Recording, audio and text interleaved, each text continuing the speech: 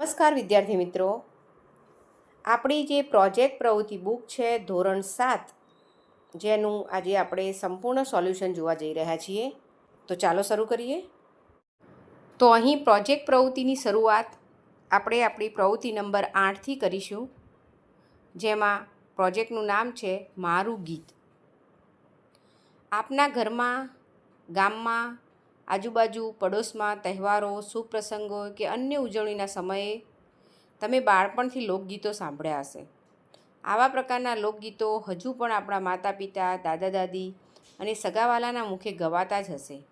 તો આવા સ્થાનિક લોકગીતો જે કોઈ પણ પુસ્તકમાં ન હોય પરંતુ આપણા ગામમાં સ્થાનિક રીતે ગવાતા હશે, આવા લોકગીતો પૈકીનું કોઈ એક લોકગીત નીચેના ભાગમાં લખો. તો અહીં આપણે એવું લોકગીત લખવાનું છે જે આપણી ટેક્સ્ટબુકમાં ના હોય. બરાબર? તમે તમારા માતા પિતા અથવા દાદા દાદી અથવા કોઈ સગાવાલાના મોઢે સાંભળ્યું હોય એવું આપણું લોકગીત આપણે અહીંયા લખવાનું છે. જો અહીંયા આપણે એક લોકગીત લખેલું છે જેનું નામ છે આવ્યો મેહુલો રે.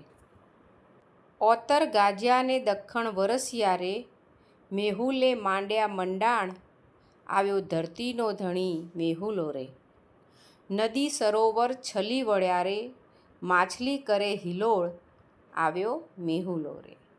ખાડા ખાબોચિયા છલી વળ્યા રે, ડેડકડી દીએ આશીષ, આવ્યો મેહુલિયો રે. ધોરીએ લીધા ધોરી ધૂસળા રે, ખેડૂતે લીધી બેવડી રાસ, આવ્યો મેહુલો રે. ગાયે લીધા નાના વાછરું રે, અને અસ્તરીએ લીધા નાના બાળ રે, આવ્યો મેહુલો રે. તમારે પણ એક લોકગીત તમારી પ્રોજેક્ટ બુકમાં લખવાનું છે. ત્યારબાદ આગળ જોઈએ. આગળ પ્રશ્ન છે, આ લોકગીતમાં શેના વિશે વાત કરવામાં આવી છે? તો જોઈએ કે આ લોકગીતમાં મેઘના આગમનનું વર્ણન છે. પહેલી પંક્તિમાં મેઘના ગાજવા તેમજ દક્ષિણ દિશામાંથી વરસાદ વરસવાનું વર્ણન કરે છે. મેહુલો શબ્દ એ વરસાદી મેઘ માટે વપરાય છે. કવિ વર્ણવે છે કે કેવી રીતે નદીઓ અને સરોવર મેઘના પાણીથી ભરાઈ જાય છે. માછલીઓ આનંદમાં હિલોળા કરે છે. ખાડા ખાબોચિયા ભરાઈ ગયા છે. દેડકા આનંદમાં આશીર્વાદ આપે છે.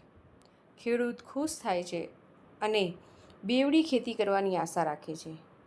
પાંચમી પંક્તિમાં કવિ વર્ણવે છે કે કેવી રીતે ગાયો પોતાના વાછરડા સાથે ચરવા જાય છે. આમ આ ગીત એ પ્રકૃતિ પ્રત્યે પ્રેમ અને વરસાદના આગમનની ખુશી વ્યક્ત કરે છે. આ રીતે તમે પણ જે લોકગીત લખ્યું હોય એનો ભાવાર્થ નીચે આ રીતે સમજાવવાનો છે.